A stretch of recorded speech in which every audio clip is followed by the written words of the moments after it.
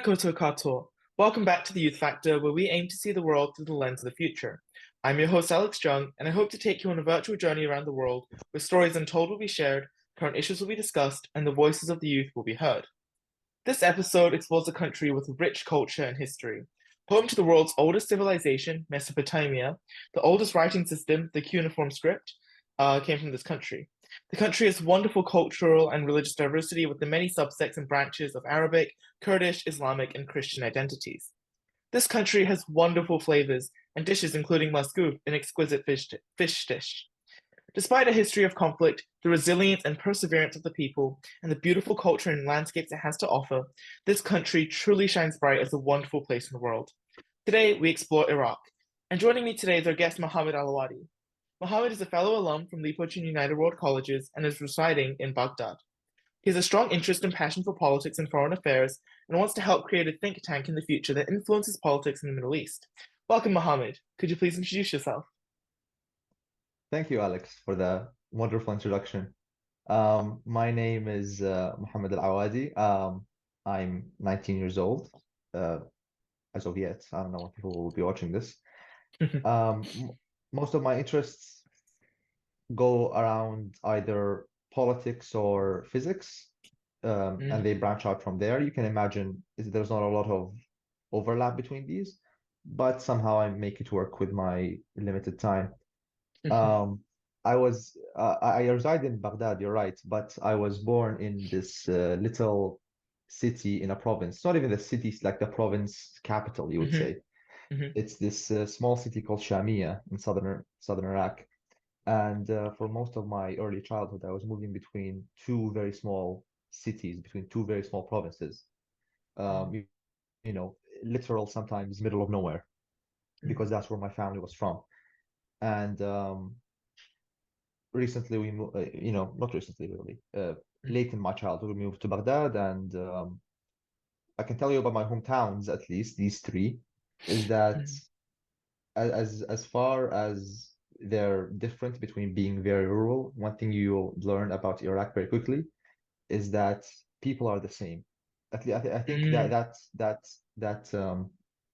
that's one thing I learned before going abroad, before going to UWC, is that Right. people are the same. And what I mean by that is that no matter how far you go east, west, right, you learn that you're just dealing with humans, no matter who they are.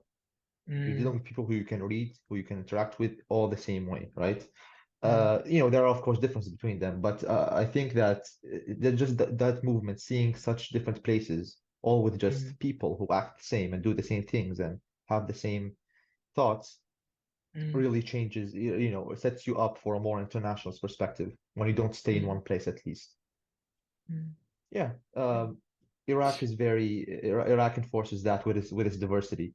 People have so mm, many different backgrounds, so many different educational and uh, ethnic, religious identities, but they also just, you know, at the end of the day, they share more uh, than they differ. mm. Yeah. I mean, we're going to explore this kind of diversity within Iraq in the episode as well. That's a great introduction to the country, and I'm very honored to have you on here. This is something that I've Thank been you. looking forward to a lot. And I mean, look, the Middle East as a concept right now, even as a region right now, is getting so much attention, in the media. And I just think that it's a very important um, region of the world to explore. And I'm glad to have you here. So let's Thank you, get right Alex. into it. Get right into it. The first topic of discussion is the role of foreign influence in Iraq and how this influences the state and its actions. So the two states to focus on when it comes to this influence in Iraq is Iran and the United States. So before we actually go into the kind of contemporary implications and the discussion, could you please contextualize the relations of Iran and America in regards to some key historical events? This includes the Iran-Iraq War in the 80s, the Gulf War, and then the 2003 invasion of Iraq. Of course. One thing you have to learn about the Iran US relations before Mm, really delving into them is that them, they're not so idealistic. mm, People, governments especially, can say a lot of things, can claim a lot of things, but at the end of the day, they all go for their interests. And it's, well, let's roll back a bit. post 1979, during the Iranian Islamic Revolution, Iran went Mm, from probably the most or the second most after Israel pro-Western country in the region. mm, It was the imperial government that preceded the Islamic government under the rule of the Shah was the only country in the world ever allowed to be sold um, American aircraft, American warplanes. I think mm, F-16s at the time. The only one. Not even Israel had that privilege. Not Europe. Not anyone. Um, it was the only country. It was the headquarters of the CIA. It was headquarters of many American interests. It was one of America's largest trading partners. It was America's darling in the Middle East, and it did a complete 180 during the Islamic Revolution, right? mm, That had some reasons. I think it's better to talk to someone from Iran about this. mhm, Well, I think you have done that in your one of your episodes, mm, but maybe more in depth in the future.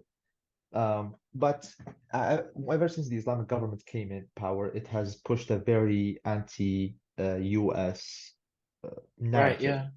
and that Mm, was easy to push. That was easy to push, and they had every right because Saddam in Iraq, our dictator at the time, under the Arab Ba'ath Party, a secular, anti-Islamist, anti-political Islamist at least, mm, government that was also anti-Iran and relatively pro-Western at the time in the 70s mm, and 80s, attacked Iran, and it was backed by the US, and it was funded by the US, and it was armed by the mm, US.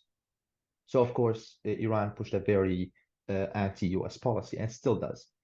yeah. I say at the time pushed, but that differed when Saddam went against the West. Because Mm, Iran, as much as they hate the West, and the West is the great Satan, and Saddam is a lesser Satan, whatever, right? Saddam is a lesser mhm, enemy to the US than that. They still care about their, logically, they still care about who is in close proximity. Saddam is a bigger threat than the US could ever be at the time. that's Saddam right. is right here Mm, on the border. The mm, US is, it has bases, but it's not as big of a deal. So instead, the U.S.-Iran relations became sort of they gained a characteristic of mutual understanding. We both have a mm, common enemy. We don't like mm, him, but we both can benefit from this, right? mm, Um, Iran, it started during the Gulf War, but really culminated during when Saddam invaded Kuwait. But it really culminated during the 2003 invasion of Iraq mm, when the US invaded, but it had trouble controlling the Shia population. It mm, had trouble controlling the political process.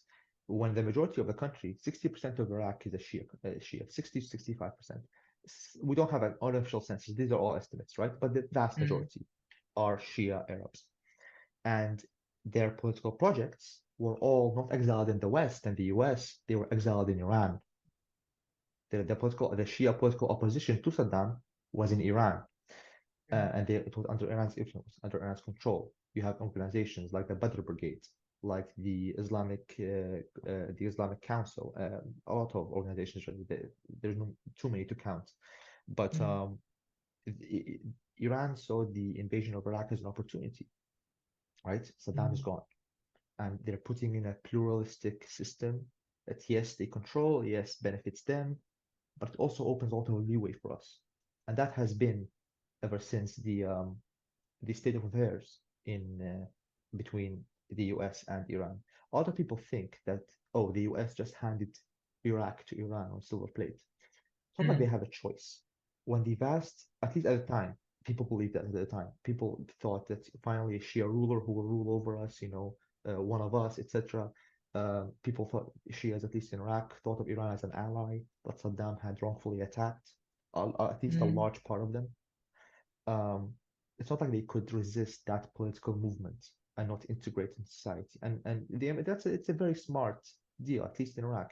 U.S.-Iran relations in Iraq are a very mutually beneficial deal that says you can attack me, I can attack your interests here. This is our battlefield. mm, You don't attack my interests in Saudi Arabia. You don't attack the oil fields in Saudi Arabia. You don't attack my interests in Israel.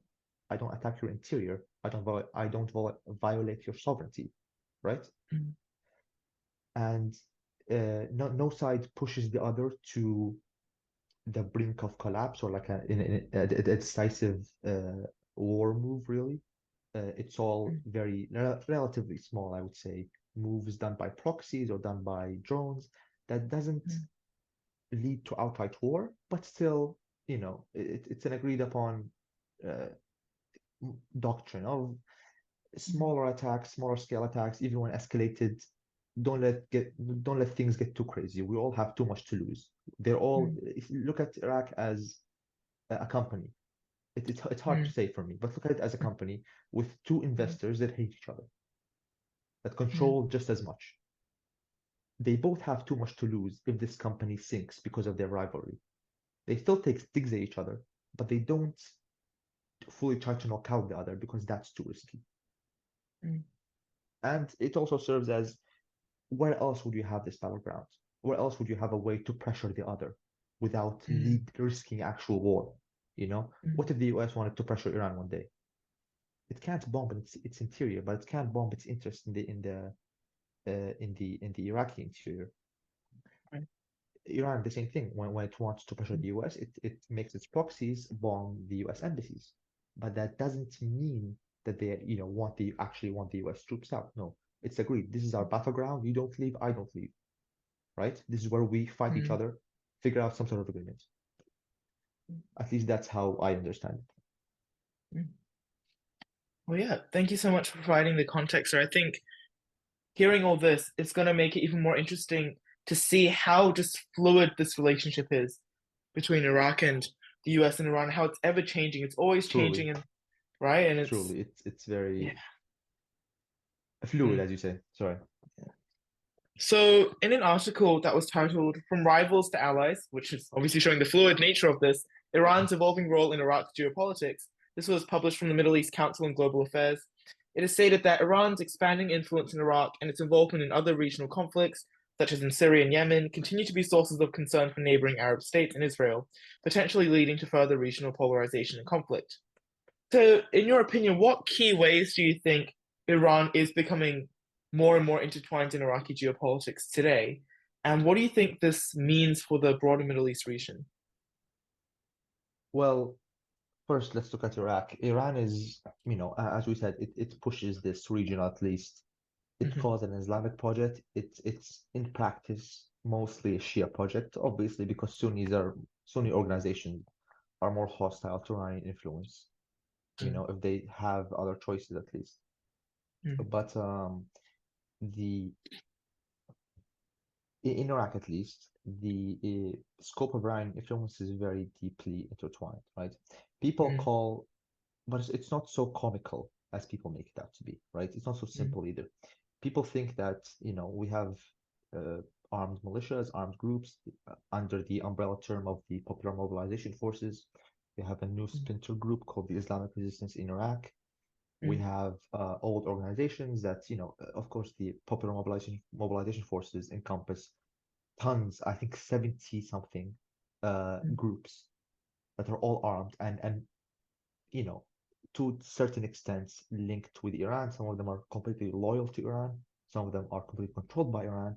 Some of them are very independent. So mm, it's not so simple. It's very gray. It's very hard to analyze too, right? mm, Sometimes these militias even act out of line and hurt Iran's interest, which we've seen. We'll get back to this, how they did it. But mm, when it comes to non non-violent means of control or non-armed means of control, they also control the political process in that mm, these groups that were armed groups in the beginning formed political parties and now control the political process. I won't say they control a majority of the people, the Shias mm, especially, that 60% is not united at all, especially mm, now, right? Maybe it was more united in 2003, 2005. Absolutely not now. mm, It splinters and splinters and splinters. If you look at mm, our last election, whether the council elections in 2023 or the parliamentary election in 2021, you will see a mm, very splintered Shia house that does not know how to handle itself, right? mm, Um, you have groups that are completely with Iran, you have groups that are completely against it, you have groups that are pro-US, but they all have to come to some sort of compromise because they want to build a Shia political, they want to be the majority, but mm, they're too splintered to actually form a majority of anything. Most of the time, at least, they work out something mm, in the end. But they also control, Iran at least has large influence on the judiciary, which it Mm, uses to influence and try to pressure and attack actors in Iraq that are not under its influence. For example, the Supreme Federal Courts, our version of the Supreme Court in Iraq, is mm, under mostly Shia judges, and those have been acting very much in at least Iranian interests, or at least, it's very hard to conflate. Is it Iranian interests? Is it Iraqi Shia interests? But they've been basically attacking, or maybe mm, not interests, they've been attacking the enemies of Iran and the Iraqi Shia political groups, in that they disqualified um, the Speaker of Parliament, who is a Sunni, from running. mm. Not even running, sorry. They disqualified him while he was serving, meaning that Wow. he had to leave office immediately, right? Mm, And he has not been reinstated, and it's a long process of whether he will even be. The Supreme Federal Court has also acted against the Kurdistan regional government, who is a way more open, and not open, but pro-Western. It's open to political influence from the West, open to military influence from the West. It holds some a lot of Western companies, Western military bases, U.S. military bases in Al Harir military base, mm, and it's been just holding a lot of it's the pro-Western part of Iraq. It's the actually pro-Western part of Iraq in the north. mm, It's an autonomous region ruled by the Kurds. And the Supreme Federal Court issued recently that no, they can't hold their own elections. They have to be monitored by Baghdad. No, they can't just add seats to their parliament. No, that has to be mm, approved by Baghdad. No, they can't just delay elections definitely. No, the elections have to be set at this date. No, you can't export oil on your own. No, the oil has to be exported by our use. No, you can't keep from mm, us where the oil money that you exported went and how it's been used. You have to report it to us, taking more and more of the autonomy of the regional government. Now that has its own implications. The regional government isn't, of Kurdistan isn't perfect. It's ruled by mob families, and of course, exporting oil money is, exporting a state's oil money without telling it where that money is going is illegal. mm, Some mm, points that the Supreme Federal Court has some points to make, but it's why is it coming now? This has been the case for decades. Why are you doing it now?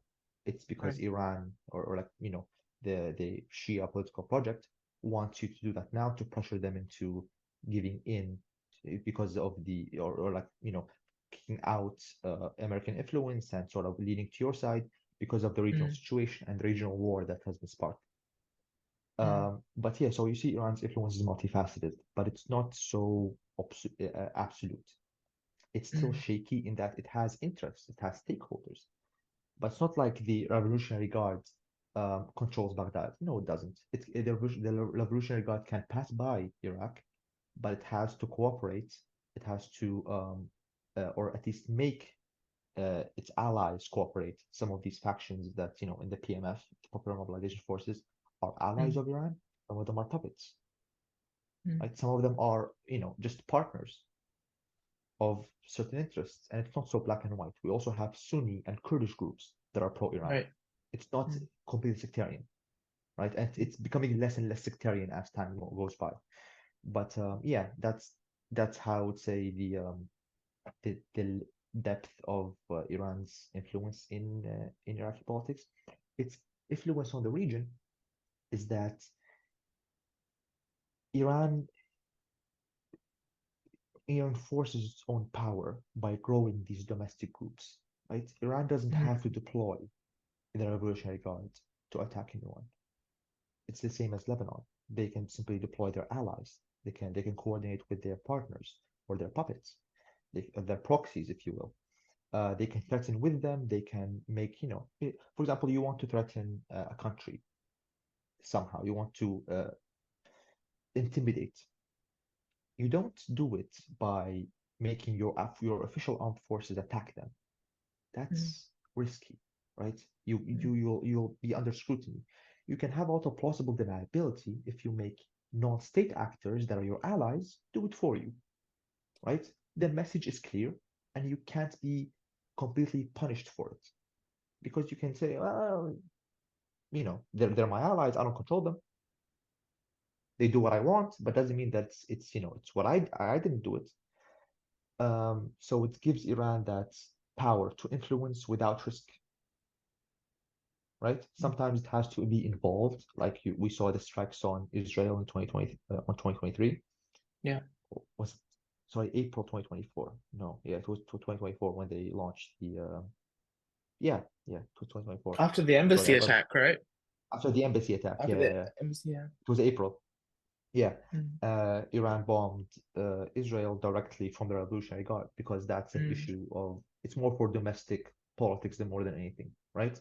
mm, Sometimes you have to get it to intervene when you're directly attacked, but otherwise you don't risk it that much.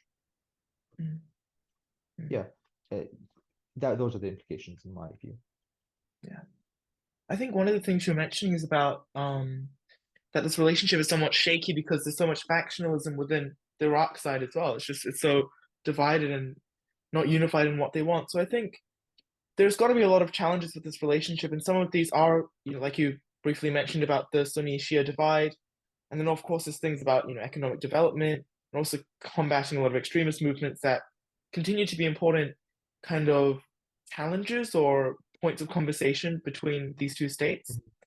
In your opinion, do you think these issues are being effectively addressed through cooperation? Or even if we talk about limitations, what do you think are the next steps, in your opinion? When you say issues Mhm. being effectively addressed, do you mean the Shia-Sunni divide in Iraq, the political divide at least? Yeah. Or how Because this kind because of manifests in the yeah relationship. Yeah. yeah yeah because I don't think you can really fix the religious divide at this point. It's been 1,000 years.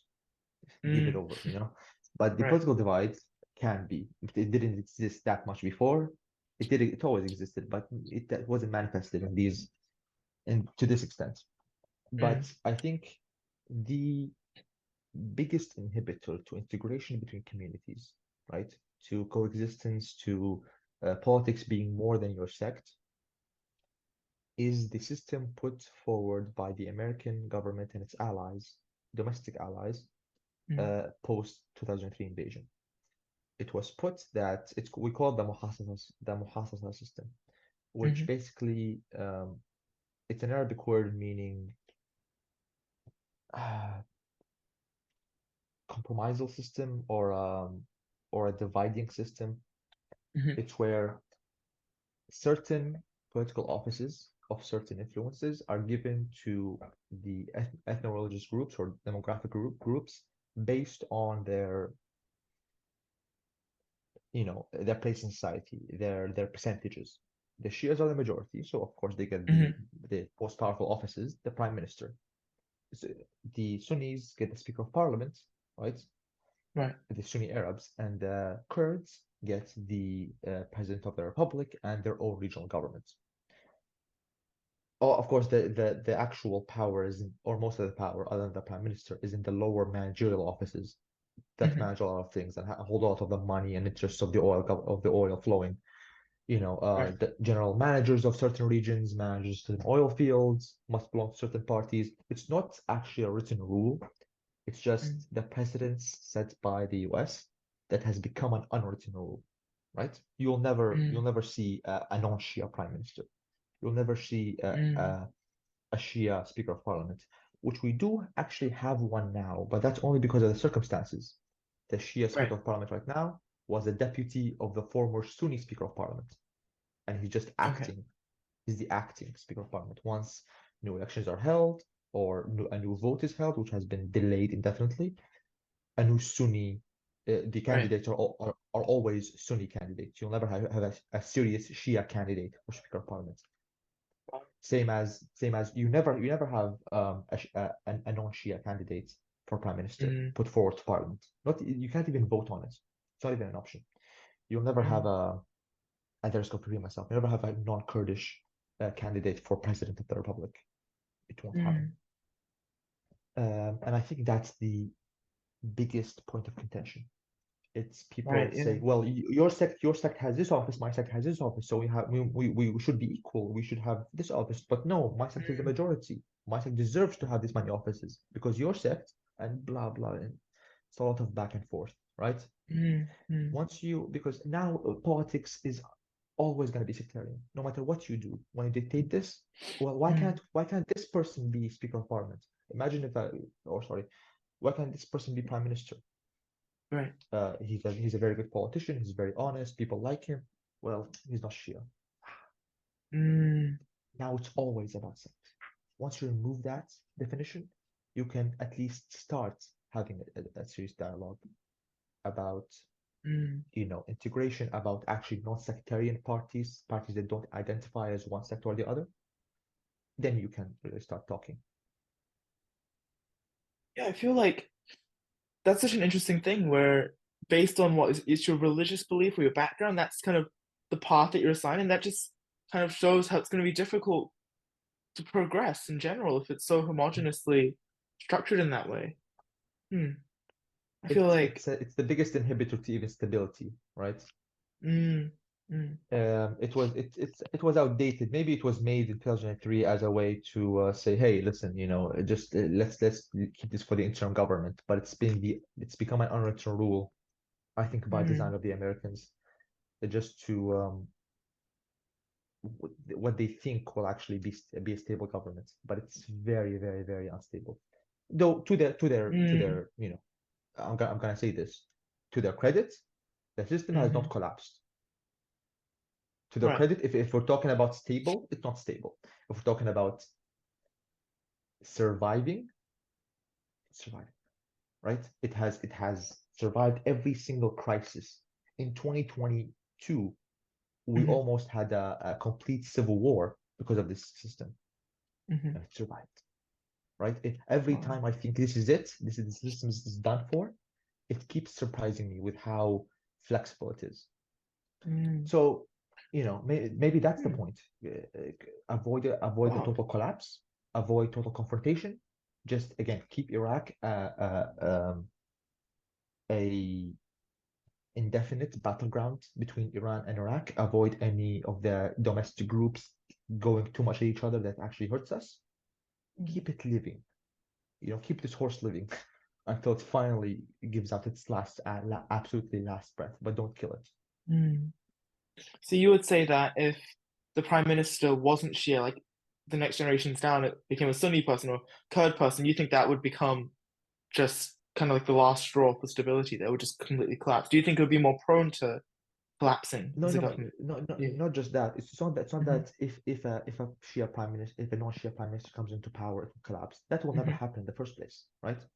It's that Hmm. because it pits groups against each other, it Mm, makes them and it classifies these groups. This like you have to be like a Shia party or a Sunni party or a mm, Kurdish political group, and you can't just be a non-sectarian group. You can't just run nationwide. You can't have nationwide support like some parties did mm, in the past. You can't have that. Then you always have sectarian politics. You always have racism. You always have violence. You always have hate. You always have people thinking there's the other group that we hate because they're our political opponents. Once you mm, remove that, if you remove that, you can start thinking you can start thinking, is this a good prime minister? Not is this the Shia prime minister? mm, mm. That's what I Yeah, think. so the next question, I think this is one of those questions because I feel like when we talk about Middle East politics and stuff, there's a lot of Mhm. misrepresentation. And I think it either comes from the stance of the government, which oftentimes is not aligned with what the people think, or it comes from Western media outlets that just don't represent it in the right way. So I kind of wanted to know from your experience, so what of it kind of the more authentic experience of living in Iraq, the general public's reactions and responses when they look at Iran and Iraq's relationship? Because there has been anti-Iranian protests. There's one in Yeah. 2019 upon the Iranian consulate. Um, what do you think, just based on your experiences, and of course, obviously, you can't represent a whole country, but just Of course. based upon your opinion, do you believe people are more in support of this alliance between Iran and Iraq or the growing relationship, or do you think that they view it as more of a negative aspect? I would be lying to you as much as Hmm. any of those government or Western news agencies if I told you I have an answer. There is Mm, none, right? Their fault I don't think most of them want to meticulously lie. to you, like intentionally. At Mm, least the independent news sources. It's just a misunderstanding, in my opinion, a lot of it. But trying to represent a homogenous mm, view or like a majority view is wrong, yeah. right? I can't even tell you most people think it's good, most people think it's bad, somewhat. No, I genuinely can't, right? Hmm. Um, Maybe in 2019 it was yes, most people think it's bad, we should get rid of Iran, but now that group has lessened a lot, right? Mm, In 2017, if you ask people, 2016 and 17, when we were fighting ISIS and Iran was our ally, and Iran was supplying weapons and men and volunteers and training to our armed groups, to the Iraqi army and to the PMF in defeating ISIS, people would have loved Iran. It depends on the mm, situation. It always depends on the situation. I would say people want at least a plurality of them, right? mm, Uh, some people are loyal to Iran. Some people are very anti-Iran for political reasons, for sectarian or racist reasons, for many, you know, uh, reasons. But the plurality view, in my opinion, is the center that says we just want a respectable relationship with every country. mm. And that, of course, has a lot of branches of what does that mean, what does that entail in Iran's influence in Iraq. Of course, yeah. But there is no real answer to this, right? There are Mm, supporters. There are definitely a group, a significant, politically active and loud group of supporters, and there are also detractors. And it's not always on sectarian lines. Some of the biggest Shia voices are anti-Iran. Some of the mm, most influential Sunni voices are pro-Iran, mm. and the Kurds are always in the middle. Yeah.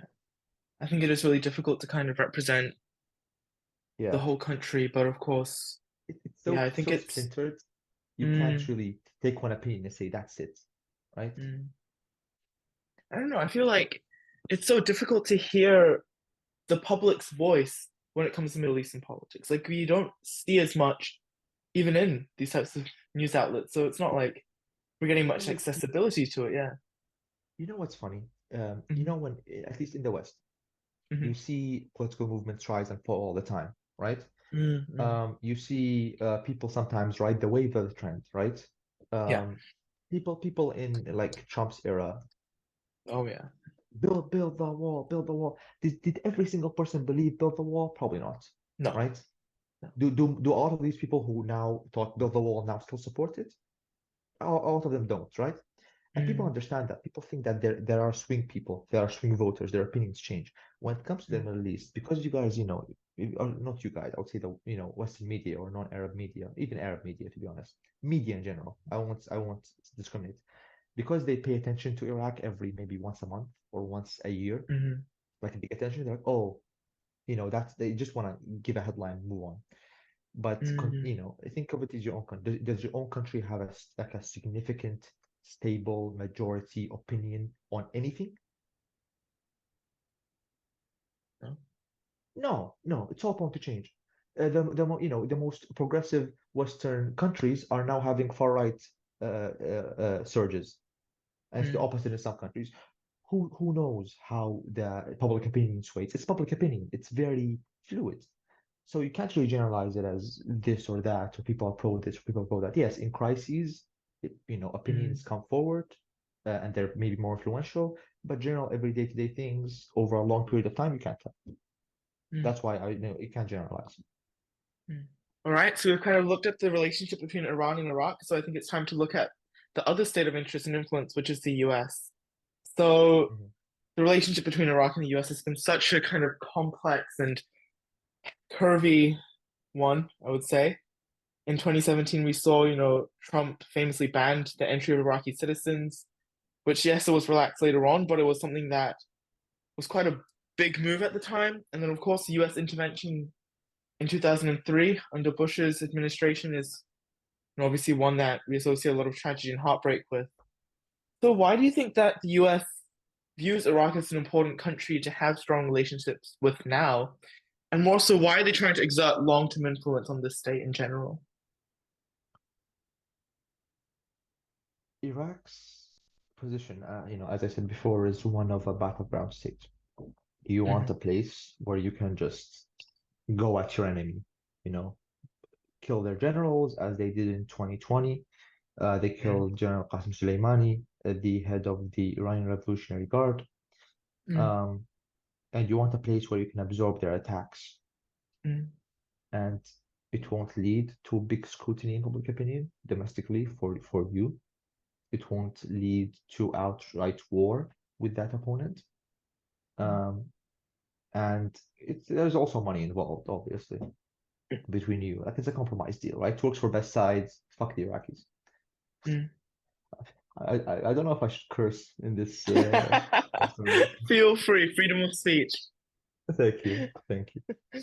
Um, but I see that's that's the mentality. Of course, soft power in terms of aid and NGO support and whatever does exist in Mm, it exists everywhere, but everywhere that the US has any eyes or any interests. But that's mm, the biggest, I'd say, differentiator between these other countries in Iraq, right? US mhm, bases, Iraq has both anti-US attacks and anti-US sentiment, and it also hosts, with the consent of its government, mm, um, American bases. With the consent of its government that is backed by anti-Iran groups. Remember, the current government and all the governments mhm, that came before that allowed American bases, because Americans left in 2011 and came back to support the government in fighting ISIS. All of the consecutive governments had the opportunity to kick the Americans out. All of them, right? They don't want mm, to because they understand the deal. They understand this, yes, okay, I'm a pro-Iran faction. I support the current government. I hold stakes in the current government. I'm not, I might be a majority at times, but it doesn't matter mm, because I need the Americans to stay here because I need them here. I need them where I can hit them, and I need them where they can hit me without me hurting them too much or them hurting me too much, mm, right? It's like, mm. okay, listen, it's the boxing ring, right? Right. You put your gloves on, you jump in the ring, you Mm, beat each other, then you leave and you shake hands outside. yeah. You can talk about the other person, you can be mean to them outside, you can put those UFC fights, you can go Yeah. eye to eye and try to fight back. No, no, no, go in the ring. Iraq is the ring, right? Wow. You want to hit What a someone, you metaphor. hit him in the ring. Yeah. So that's why I'm trying to exert, at least now, exert long-term influence in it. Mm, Because it's the place to hit, to exert influence from. It's a springboard where you can just, for example, it's hard to justify, hey, Saudi Arabia, let me put you under a lot of scrutiny, right? mm, And a lot of danger by launching my planes and drones from your country over to Iraq to bomb Iranian targets or Iranian interests. mm, No, there's all too many factors involved. Put your own bases in Iraq, mm, and then you're free to act as you see fit. mm. Yeah. And I really just like a small I note. like that metaphor. That metaphor is very good. Yeah. Yeah. Continue, Mohammed. Yeah. Just a small thing. The Americans also understand that they support Iran. They support Iran's project in this because Hmm. having their military bases there allows the U.S. factions to just, hey, something isn't working or we're losing popularity, bomb the U.S. bases. Will gain popularity. They understand that, yeah, they gain from this. That's good because we want to maintain, again, this battleground state. If one side loses too much or gains too much, this battleground state will be won over, and we want it to be. We don't want any side to win. We want it to be perpetual, Mm, right? When the time comes to really hit Iran, we'll do it. But for now, to keep things frozen, keep them, it's like a low intensity conflict. mm, And the program militias also understand this in that when they attack U.S. military bases, they don't kill anyone. They don't even injure anyone. mm, When they do, mm, they injure the Iraqi staff working there, right? Because they mm, know what to attack with. They're most of the time they're informed when attacks happen, and you see that a lot of people say, "Oh no, that's a conspiracy theory." What proof do you have of that? Other than a lot of talk between officials, the biggest proof of that is in 2023 when the Islamic Resistance in Iraq, which is a group that splintered off from the PMF, with the specific goal of, as they say, raising hell on the Americans in Iraq or attacking Iraqi interests because they saw the PMF as too, too institutionalized, too complacent. At least that's what they claimed. When they attacked the 10th military U.S. military base that is on the border between Syria and Jordan. It's actually in the borders of Syria. It's also on the Iraqi border. It's like a try point. But on the Syrian side, they launched missiles and they killed 3 American soldiers. 3. The same week, if not the next day, I don't remember exactly the timeline, but it's very recently after when the U.S. threatened retaliation. The Islamic resistance in Iraq put out a statement saying we will no longer attack any military targets inside the borders of Iraq. Done. Right? Like you see how this was a mistake. Like no, we're not supposed to kill anyone because that causes outrage in the US. That causes their domestic politics to rile up, and that causes them to hit us back. That causes escalation. We want escalation in the media. We want to say we hit them and we destroyed them. At least that's how it operates in Iraq. I won't deny the escalation in Lebanon is genuine escalation. It is. I won't deny the escalation in Yemen is genuine escalation. It is. But in Iraq, it is not. Because Iraq is a special position that no side can give up too easily and actually escalate in. It's at a crossroads, As I said, it's the ring. You don't burn the ring down. Yeah. That's a fresh and new take. I haven't actually, thought of it in that way. But let's take a look at kind of current what's happening right now because Mohammed Shia al-Sudani is the prime minister, I believe, right? Yeah. Prime Minister of Iraq, visited the US in April this year, and supposedly it was quite a successful meeting in the way that the relationship got closer or it grew. You can contest the validity and the extent of that, but what do you think are the key implications of the current Iraqi government with the US right now, and how might this potentially cause greater tension between Iran and the US as well?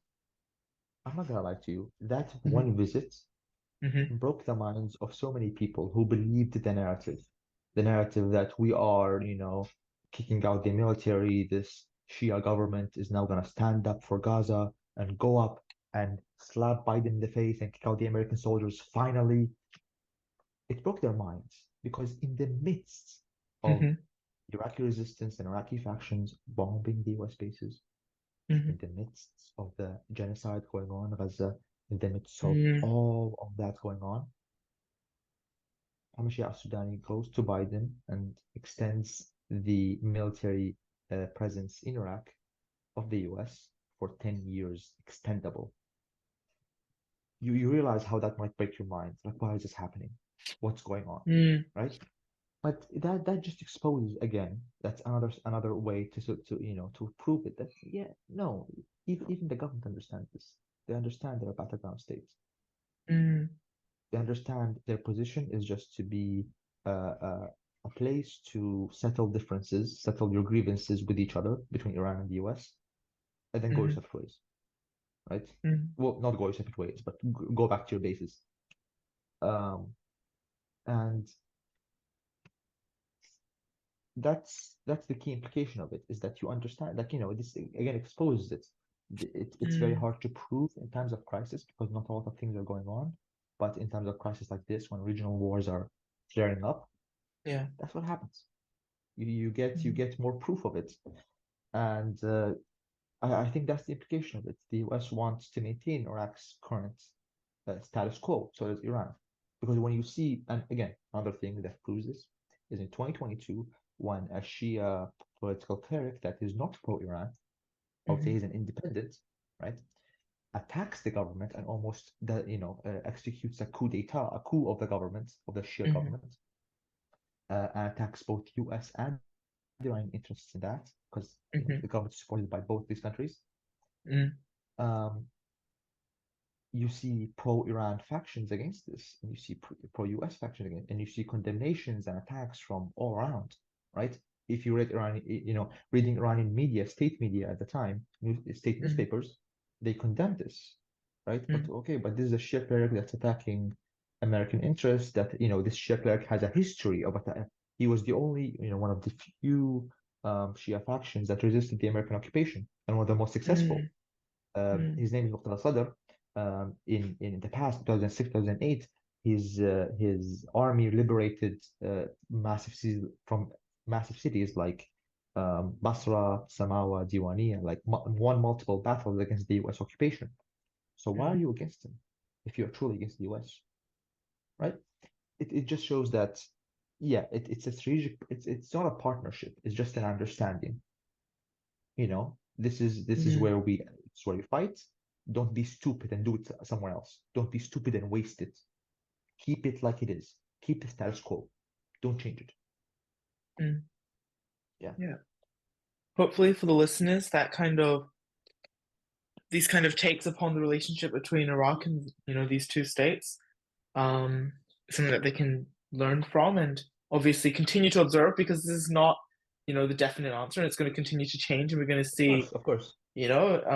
what Yeah. happens. But thank you, Mohammed, for just sharing that kind of, I would say it's an overview because it's just kind of scraping the tip of the iceberg of this kind of very Yeah. complex thing we called foreign affairs and foreign relations. But yeah, Mhm. right. So we'll Of kind of course. bridge over to the next topic, which is about Iraq's identity.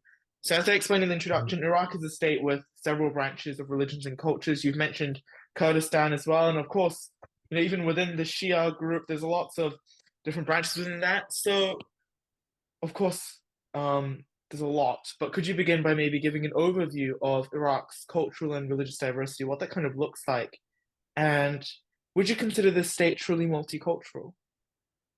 I would consider it Mm-hmm. multicultural. But again, the divides that's going on politically prevent much integration or as much integration as could be done outside of Mm, the big cities. But yeah, the state is I would say very multicultural, and I mean that by you have not just the main big three, Sunni, Shia, and Kurd, or Sunni mm-hmm, Arab, Shia Arab, and Sunni Kurd, mm-hmm. but you have some groups that have influence in Iraqi life, are prominent. They make up less than 5% collectively, like Iraqi Christians. Mm-hmm. And you also have groups that don't exist anywhere else in the world. You have Oh, religions that really? have Wow. existed. Yeah, you have religions that have existed for millennia, Mm-hmm, and even predating Christ in the valleys between the Tigris and the Euphrates in Mesopotamia that don't exist mm-hmm. anywhere else in the world, and they still live and prosper despite, well, not Wow. prosper, let's be realistic, but they still live Mm-hmm, alongside people despite whatever happens. You have mm-hmm, Mandeans, Sabian Mandeans. I would encourage everyone to look into them. They're a very interesting group of like a community. They mostly reside along rivers. A lot of their religious processions involve water and flowing water on rivers. It's very, very interesting. You have mm-hmm, Shabak. You have the Shabaks are their own. I honestly can't say I know a lot about them. That's one of mm-hmm, my they're a very small group, but again, they exist and they've been here for thousands of years. You have the sorry, it just rushes to my mind so much stuff. Um, you have the Assyrians who have, if you know the mm-hmm, Assyrian Empire thousands of years mm-hmm, ago, that's them. You have the Chaldeans, that one of the first Christians in the world, right? mm-hmm, That still exist and still prosper. You have some small Zoroastrian communities. The Zoroastrianism, the religion that's almost extinct, exists in the north. mm-hmm, You have the Yazidis, right? mm-hmm, In Sinjar in the north also.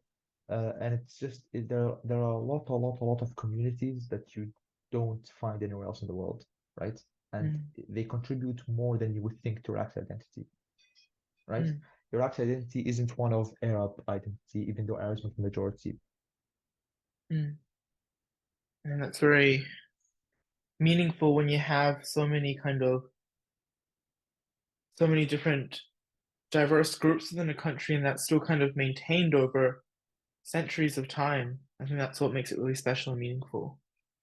But yeah, um, one of the kind of key things that have been popping up in the news, recent years as well, is separatism by the Kurdish minority, alongside other minority groups. You mentioned such a wealth of minority groups, and I was just saying how special and unique that is, to have a country that has these groups, and these aren't minorities that have just appeared, but minorities that have survived and tested time, time for so many centuries, and I think it's very unique. But separatism has been a kind of key political issue that has been popping up, and in the 2017 Kurdistan independence referendum, 92.73% of voters were in favor of Kurdish independence. So, what sort of questions and concerns does this bring up regarding Iraq's identity when there's this kind of well-supported separatism movements? And why do you think the Iraqi government is opposing the idea of separatist movements to thrive? Well, it's, the question of Kurdish independence is Hmm. one that's, sorry, the question of Kurdish independence. The question of Kurdish independence is one that's, Hmm. at least in my view, not even a question at all, right? Of course, the Kurds want independence. What Hmm. kind of state, right? Other than having their own national identity, that's completely Hmm. separate from what Iraq has been pushing for most of its history. Iraq has been pushing this very Arab, centralized, a part of the Arab world, Hmm. leaders of the Arab world even. But what message does that give to people who don't feel represented by their state, who have never felt represented by their state, right? Hmm. Who are the Kurds, and they're not a small group; they're a very very large group, right? Hmm. And what kind of state that then goes on to genocide them, goes on to kill hundreds of thousands of them, Right. uses all sorts of weapons of mass destruction, chemical weapons against them, that Hmm. still leaves its effects on them biologically, on the regions that are hit by it, Hmm. like Halabja, for example, where the Halabja Hmm. chemical attacks took place, where Saddam killed thousands, for Hmm. simply being he attacked villages and cities that weren't really even occupied by people who opposed him politically. He didn't attack military Hmm. targets. It was a completely carpet campaign of destruction, right? So what kind of Hmm. message that sent? That for all of Iraq's history, we've completely opposed them. We've completely been, the Iraqi state has been completely hostile, Hmm. and it throws a spanner in the works because Iraq's non-Arab nationalist identity, Iraq still has an Arab identity, but it's sort of Hmm. federal, um, unitary, not, yeah, you know what I mean, like Hmm. united identity between Kurds Right. and Arabs and all the other groups is Hmm. relatively recent. You can't erase all of what happened in the past years just by, putting on a new shade. Um, and giving them some sort of office of president of the republic as a compensation, or giving them their own region, where even then the Kurdish Hmm. population feels left by Baghdad, feels abandoned because Hmm. the region is divided into, it's not even a united region, and it's divided between Hmm. two crime families basically that Hmm. control, or political dynasties that are completely Hmm. criminal, Right. uh, in their treatment of the people, in their management of the money, of public funds, that completely destroy any sense of hope for the Kurdish population. So Hmm. I, I I think that the idea of separatist movements rising is the logical result. Hmm. And the Iraq government is opposed to the idea of separatist movements because, other than losing a lot of resources, a lot of land, you lose you lose an outlet actually. You lose an outlet to the world. And that, I guess that's part of resources, but the Kurdish, at least in the traditional sense, the Kurdish regional government is very, or the Kurdish, Kurdish region of Iraq is sometimes seen as an outlet to stuff you can't get in the south, or you can't get in central Iraq or the mainland, Right. such as Western investments, etc., Hmm. Western support. Again, the region is so pro-Western because of the political families there, the Barzanis and the Talibanis, who Hmm. live there are also very pro-Western. That the Iraqi government sometimes looks to them for support on, or as mediators between them and the West, between Hmm. some, and that also goes for businesses and non-government organizations, etc., etc. Right? Hmm. But I think that the uh, the logical solution put forward by many is a confederal state, right? Make it a confederacy. Make their equal political say between Arabs and Kurds. Well, that would take dismantling of the whole Hassan system, keying out of foreign influences, dismantling the region as it exists now. It's a lot of, things that have to happen first.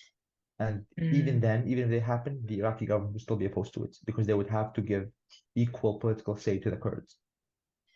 So they don't go independent, so they don't, leave the country. It's it's it's a very bad situation for everyone involved, right? Because even when you're an Arab or a Kurd and you want things to get better and you genuinely want better for your fellow Arab or fellow Kurd, you can't have that because your own rulers, the Arab rulers, Shia or Sunni, and the Kurdish rulers simply benefit from the status quo. So do all the international organizations, so do all the international powers. In a way, everyone is stacked against the people, and the people are alone, even though they're the majority. Yeah. I think one of the kind of unfortunate, upsetting things that are associated with separatist movements is violence. And you briefly mentioned, Saddam Hussein's campaign during the 60s or Arabization campaigns, where there were just lots of massacres and displacements of minorities. Unfortunately, it still seems to continue, and we see these contemporary implications. One being in 2023 in Makmur, hopefully I pronounced that right, clashes between the Iraqi army and the Kurdish majority town there. In an idealistic sense, although it's very difficult to kind of truly implement, what do you think are the next steps, or what do you think needs to happen to reduce these levels of violence and reduce tension in an idealistic way for better peace and harmony? Well, first of all, thank you for mentioning the Arabization campaigns in the 60s. The Arabization campaign started in the 60s or even before, and it culminated in complete genocide in the 80s. But the of the Kurdish people. But I think that, and that has to be mentioned always when talking about Kurdish independence. You can't have any discussion without mentioning these two factors: the Arabization campaigns and the genocide, and acknowledging them. Which you see, it's such a shame. You see people not do at all most of the time. They talk about 2017 onwards, since the independence referendum. But I thank you, secondly, for giving me the liberty to speak with idealism. Because if you told me what steps are required to protect basic rights and freedoms of anyone in Iraq, I would be staring at you. Idealistically, you would dismantle the Muhassasa system, right? You would, dismantle the sectarian-based government, give it with a civil national government that represents all citizens, gives equal opportunities to all citizens, at least in name, at the very least. Then move forward to execute an official census of Iraq, including a demographic census, which then moves you to be able to execute Article 140 of the Constitution, I believe, of the Iraqi Constitution of 2005.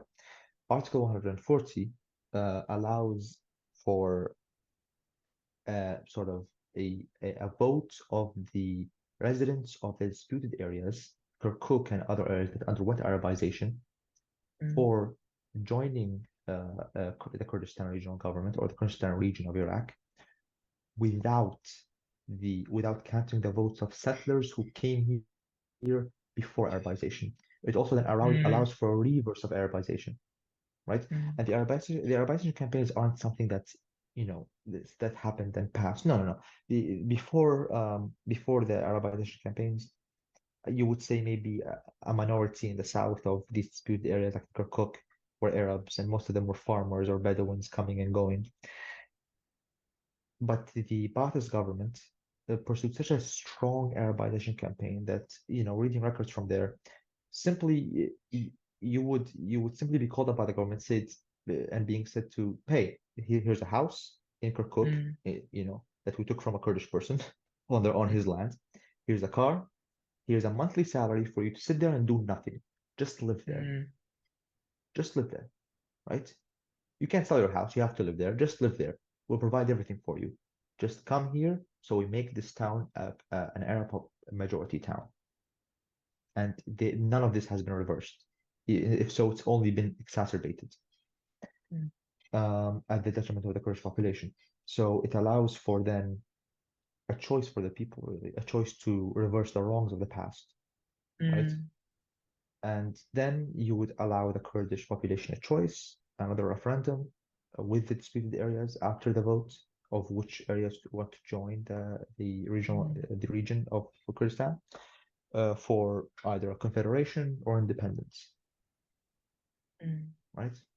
mm, I don't see any other way where you would have any peace or any basic freedoms of Kurdish people mm, without or even self determination. It's not like we just want peace and some rights. No, no, no. To go move forward towards a positive peace, towards a full settlement, you want full self-determination for people.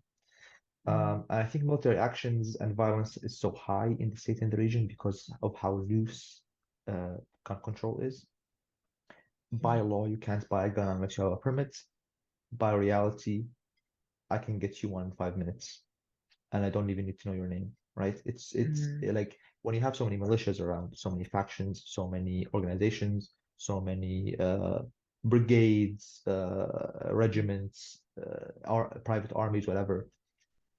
You can't have restraint with this much weaponry going around.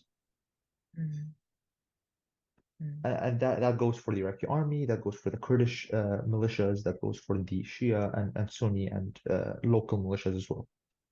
mm. Yeah. I think pragmatically, you know, tackling these issues and trying to address these issues, it's such a difficult and often heartbreaking task.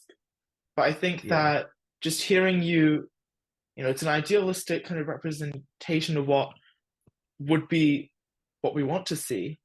But I think that's what keeps us interested in politics at the end of the day, isn't it? It's kind of like that small seed of hope to an extent that wants to keep us yeah, knowledgeable and keeps us exactly. going. And, you know, yeah, I'm hoping that within our lifetime we can see some change. I don't know what extent that's going to look like, but I um, hope in my lifetime I can see all the change, mm, because mm, if you're gonna go through the effort of doing some change, which is also already very painful and difficult, mm.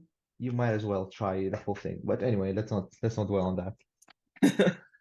Yeah. All right, so then this is kind of a more broader question then. What do you kind of envision as the future of Iraq's identity? Interpret that in the way that you wish.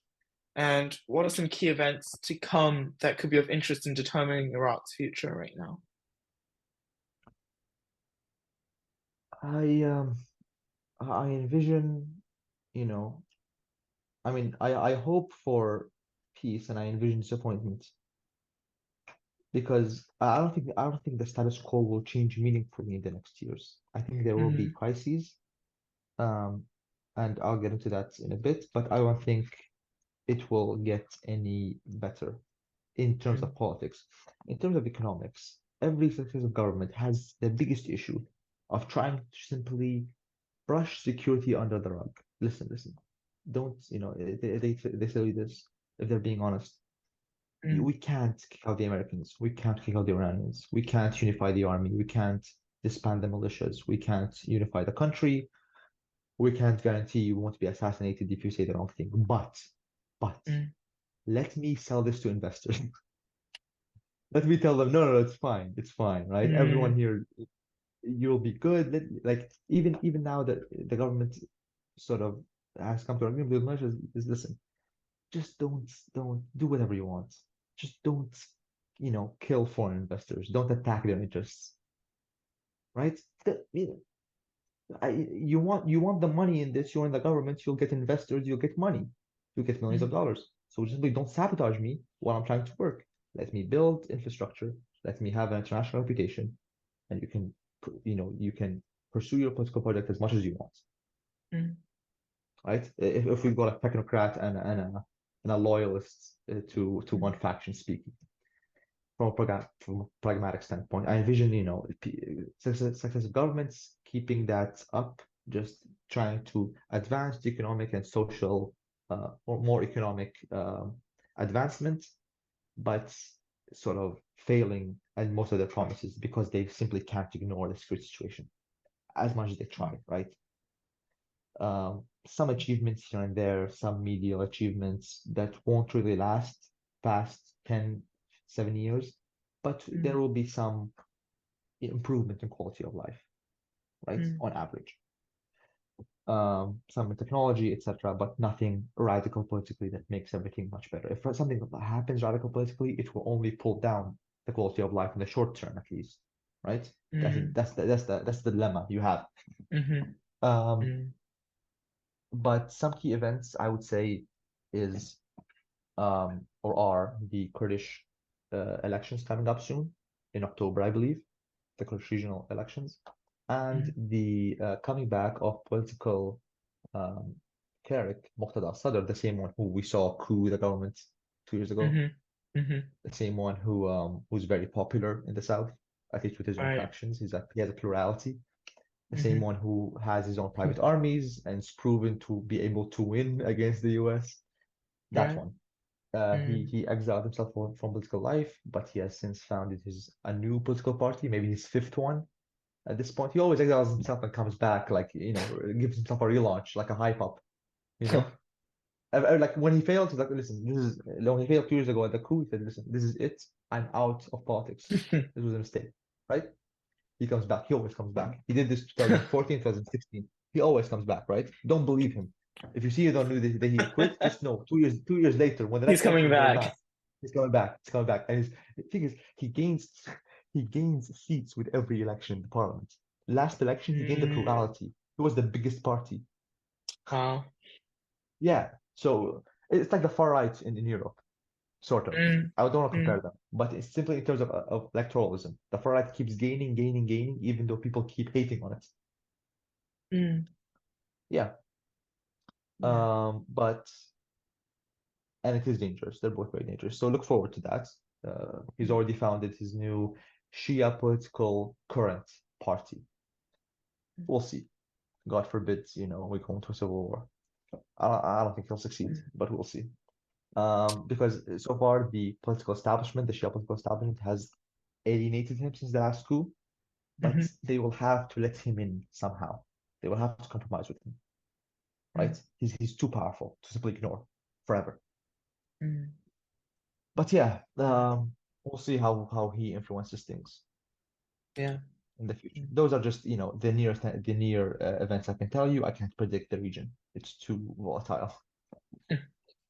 Come back in a couple of years. We can do a re-recording of this podcast and see. We'll see uh, if there's anything that's yeah. significantly changed. Yeah. Episode 900, Iraq number two. Okay, so we've got one final question that is kind of detached from the rest of the topics, but I think it's important to bring up because just based on all the things that we're seeing on the news these days, the kind of, I guess, people becoming more aware of what's happening in the Middle East through happening in Gaza. And I asked this question to Nargis when we were doing the Afghanistan episode as well. Iraq, as well as the Middle Eastern region, is often represented in global media as a country with only war and tragedy and hardships. And I think that's the reality is, the rest of the world often looks at this region and just associates it with conflict. But I know from talking with you and, being part of that UWC environment with so many people from the Middle East region, there are so many beauties that the world just doesn't know. Um, how would you say Iraq is misrepresented in some cases? Or what beautiful things about your country do you think are being omitted that people should know? I mean, one thing we just talked about right now about being misrepresented is the people and their opinions. Mm, Um, mm, People tend to homogenize because we are sort of a periphery in media, one of the main focus. Obviously, you can't have Western media focus on the Middle East 24/7. I don't expect that. Media will be mm, media. What can you do? mm, But people are always fluid and they have many opinions and they have many reasons for those opinions.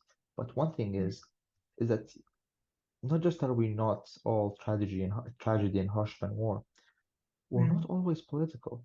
Now we're discussing politics, obviously. But even when people have those opinions, anti-US, pro-Iran, anti-Iran, pro-US, mm, separatists, loyalists, equalists, you circling back to what I said in the beginning, people are people, you know. mm, Genuinely, mm, you come like I always tell my friends, visit. The best place to really experience it, the best way to experience it, visit. Come here. Um, of course, have local person with you. This is a country with not a developed tourism sector. It's not always so straightforward where to go, how to go. But you'll get to experience civilizations. You'll get to civilizations that have existed for thousands of years. You'll get to experience the mm, first places where writing was written, where the wheel was invented, right? Where the simple, basic, human inventions happened, where mm, human advancement truly kicked off in the world and it has continued ever since, right? mm, Um, where you as part of the global civilization, you should know about these things. You should experience them. You should know where you came from at least. You should know where the things you appreciate, all of them began. mm, Not just that, it's how do I say that? It's always eye-opening. Just you can't ever have a understanding of a place without completely visiting it, knowing it, mm, right? mm, I think that not even if you want to know it, maybe you don't care that much. You don't want to know the Middle East that well. You don't want to know Iraq that well.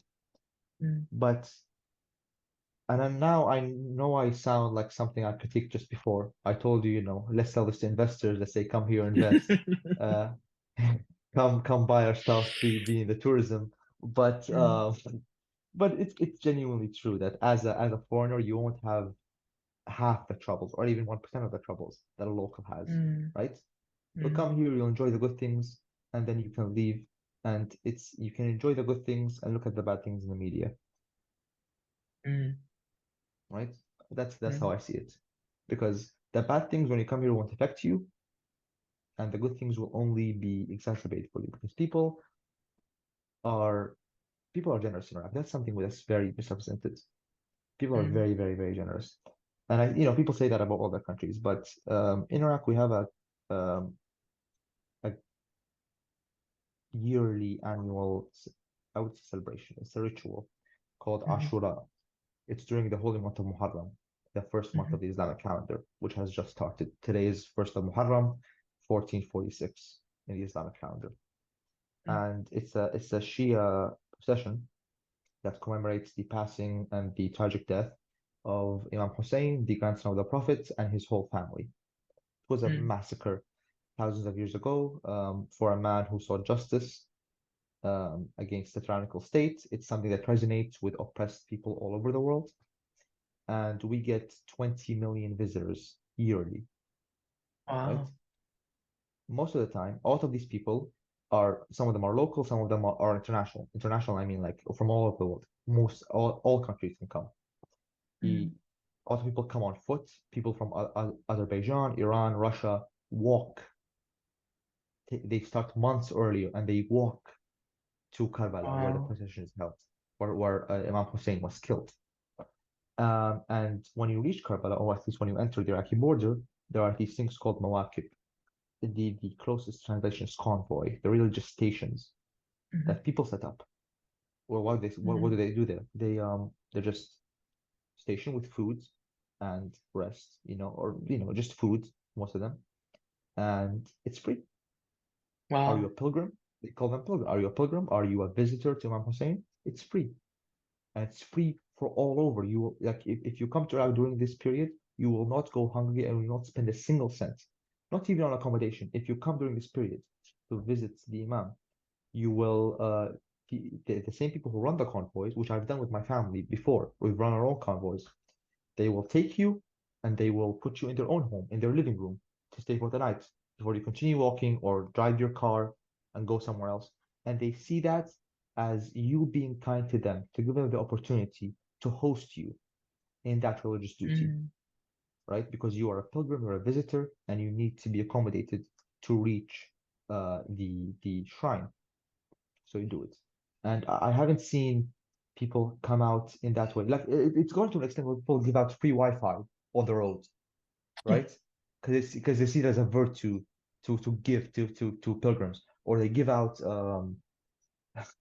like when I say food, I don't mean like any food. I mean all sorts of food. People bring dragon fruits from China and make like elaborate meals. People make boba tea for these. Like it's only gotten more Wow. ridiculous as time goes by. Like, well, okay, listen, is it necessary? No. Is it really nice and shows how kind people are and how much they're willing to give for For sure. absolutely no return? Yes, Mm. right? And just visit, come. Like it's a truly unique land. It's not like any other Mm. Arab country, but it's not like any other country influenced by Iran or Turkey or really any other country in the world. It's that unique mix that you can't find anywhere else. Let's all visit Iraq. I think that's the solution then. So visit Let's Iraq. book our flights. But Hey, yeah, thank listen, if you. you're coming, I will host you. I'm down. I'm coming to Iraq. I I'll hold you will. up to that in the coming years. Trust me, I'll be coming sooner than later, hopefully. Well, Hopefully. thank you so much for sharing, Mohammed. Are there anything more you'd like to say about any of the topics we discussed today, or Oh, any kind just of idea? Yeah. don't believe anyone unless like don't believe anyone. Believe multiple people, have your own sources, Mm, have your own critical mm, thinking process. Don't believe everything I say. Believe some mm, things, right? Take that opinion and put it in your equation. I'm mm, not giving you a result, right? I'm like a math teacher. I don't give mm, you the result because I don't know it myself. I'm giving you my own mm. equation. You can make sense of it what you want, and hopefully you do that um, Yeah. with everything you consume, with everything you read, with everything you hear, because that's media literacy in the end. Mm, yeah. Well, thank you once again, Mohammed, for joining in this episode and representing Iraq. This wraps up this Thank you. episode of the Youth Factor. Thank you for tuning Thank in, you and I so hope much. you look forward to the next step of our journey. Thank you very much. Hopefully.